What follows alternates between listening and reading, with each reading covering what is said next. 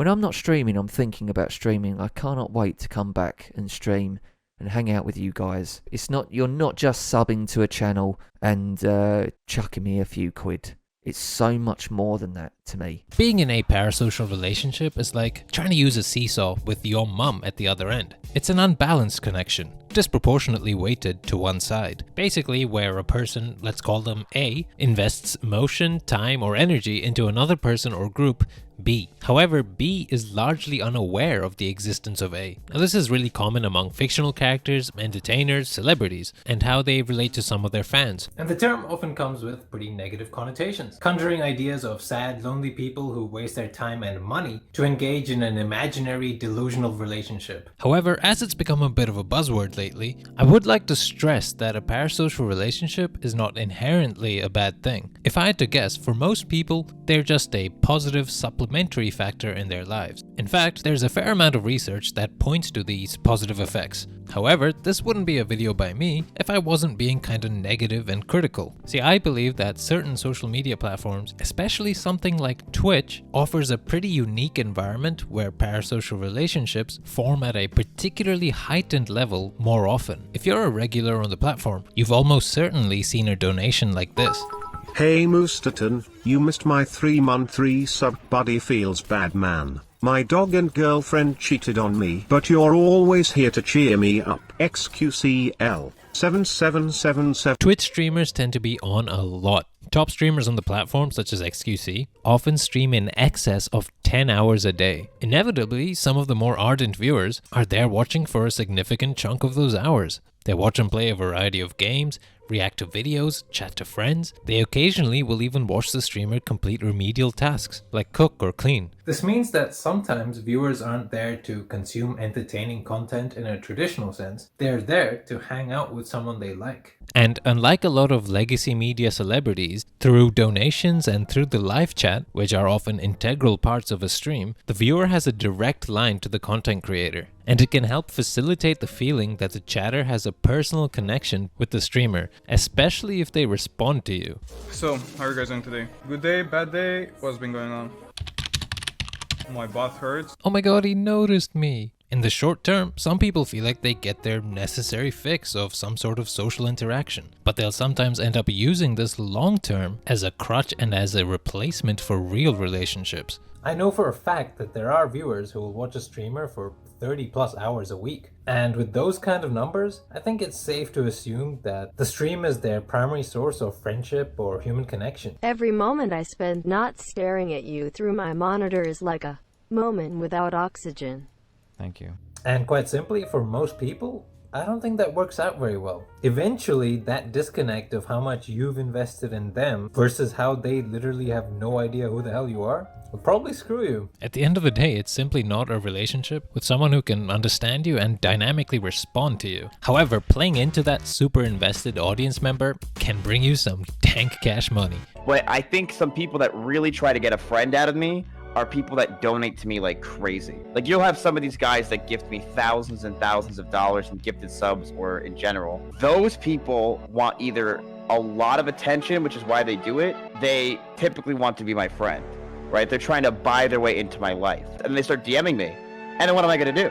You know, I feel guilty that this guy's giving me thousands of dollars and I'm not gonna just answer his messages. Just because you give me money doesn't mean I'm gonna be your friend. You know, some viewers, even though this may not be an explicit thought, do legitimately believe that they can pay their way into the community or life of a streamer. And intentionally or not, you'll often see streamers lean into that idea of selling themselves and their companionship. Sometimes it can get pretty blatant. My community is so close-knit. We are literally so close. It's like brothers and sisters. That we are connected on an emotional level where we are a goddamn pack. I've spoken about Trainwrecks doing this in the past, but the best example I've come across is from actor turned streamer James Buckley. Yes, Jay from Inbetweeners. Bus wankers! And he was labeled wholesome for saying this. And you know, the people say, oh, do you know what? It's just it's just a little comment, take it on the chin. But it's just like being constantly having someone just tap you in the head. Just a little tap in the head like this for over a decade. And in the end, you sort of snap a little bit. So when you are really kind to me on Twitch, and when you subscribe to my channel, it gets rid of that tapping for me, and it makes my heart feel good, and I carry it round with me, even when I'm not streaming. When I'm not streaming, I'm thinking about streaming. I cannot wait to come back and stream and hang out with you guys. And that's what you do for me. It's not just a sub. You're not just subbing to a channel and chucking me a few quid.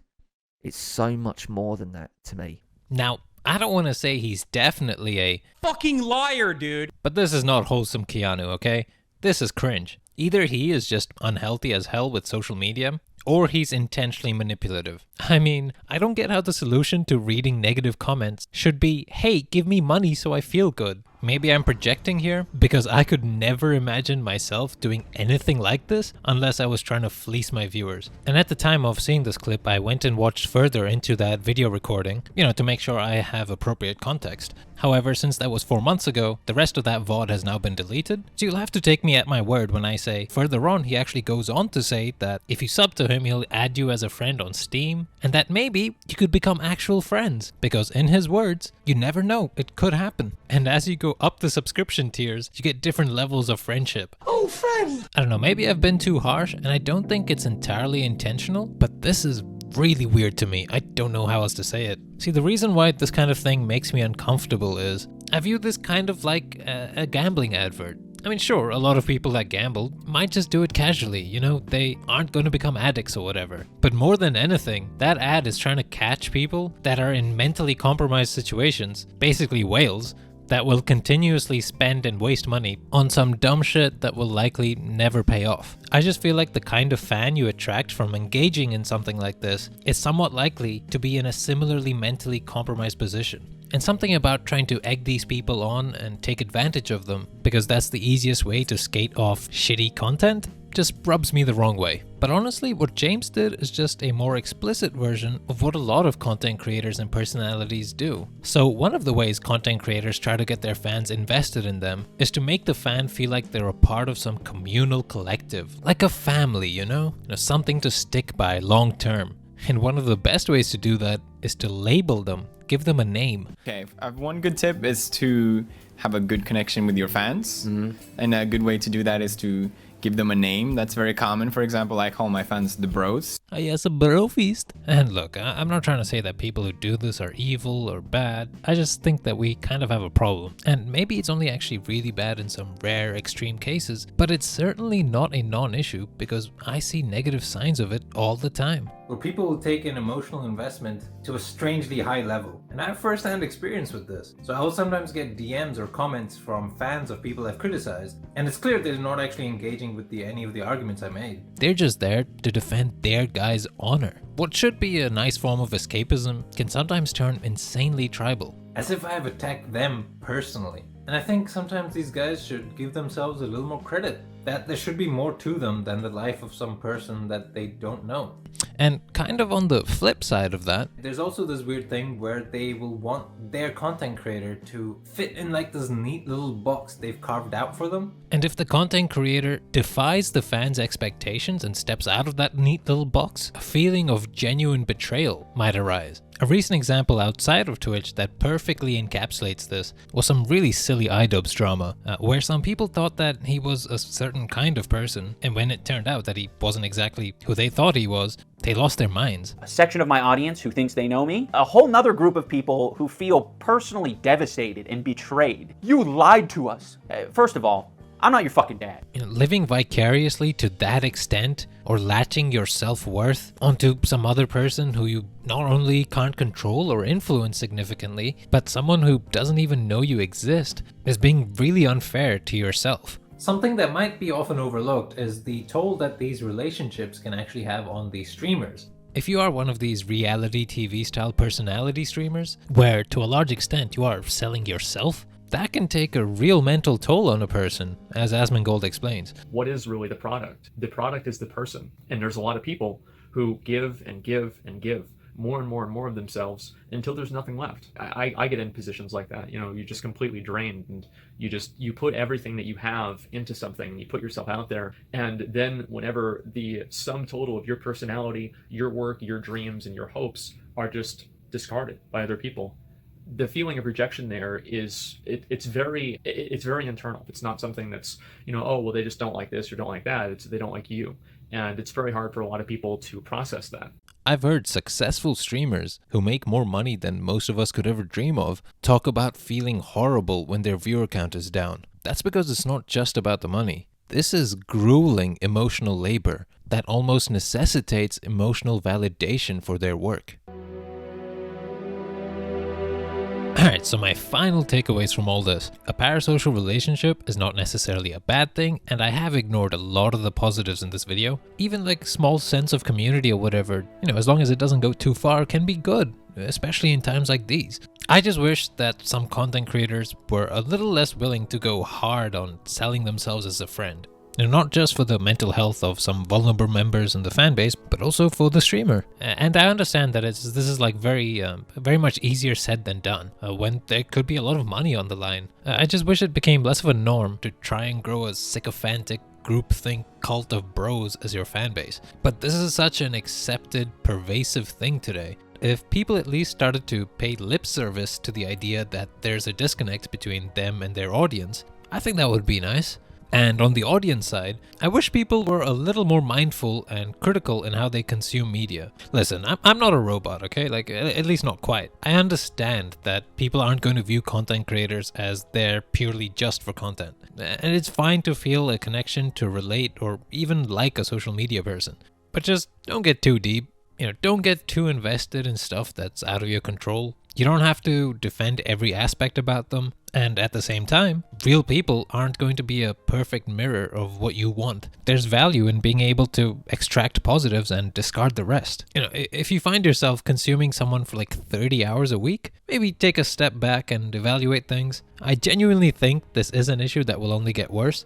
And if we build a culture where people are more cognizant of these things, then maybe that could help. Or maybe I'm completely wrong about everything I just said. Keep in mind, this is all just my theories on a very new topic based on not much research. But right now, I feel pretty confident in saying I see shit relating to this that makes me pretty uncomfortable. The reason I thought of making this video is because as I've started to find my voice or whatever on this channel, as I got into a bit of a groove, I've realized that I've been getting more intimate. It started off with a bit of face cam, then the casual rambling commentaries, personal anecdotes here and there.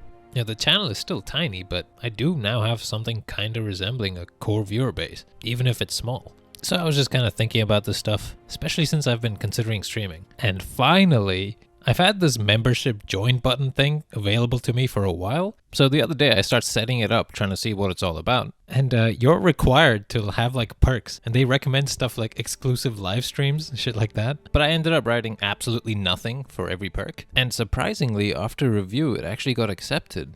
So I had a join button for a little bit, and YouTube recommended me to frequently make community posts to make members feel special. Oh man, that's so weird. I mean, I said this is pervasive, but damn, that shit creeps me out, fam. Like, social media in general is getting so messed up with how addictive it can be. The modern phone is probably skull fucking a lot of you guys, especially Zoomers. And this parasocial stuff I've talked about is just one tiny thread in this massive web, this carpet of fucked up shit. But hey, that's another video for another time.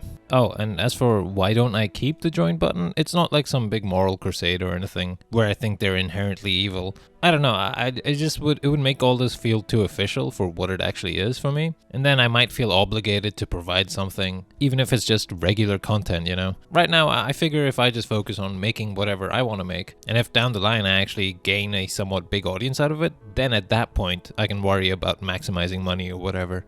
Alright. Till next time, my friends, peace.